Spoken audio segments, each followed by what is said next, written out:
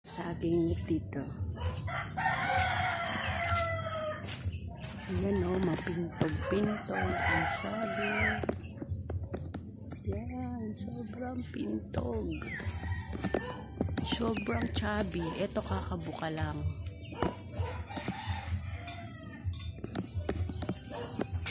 Yung iba dito, na-harvest na.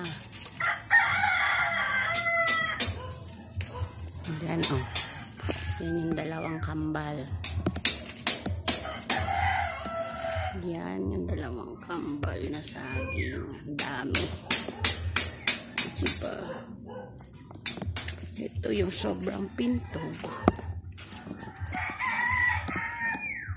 Wow, ang tsaba. Dito. Tanim nila dito. Yan. May mga talong. Tapos yan. May mga pandan. Ito, bayabas din. Ito, kakao. May papakita ako sa inyo, guys. Ito ang mga lokbate. Nagkalat na ang lokbate. Diyan. Bakit yung raspberry hindi na namumunga? Hindi na pa panahon.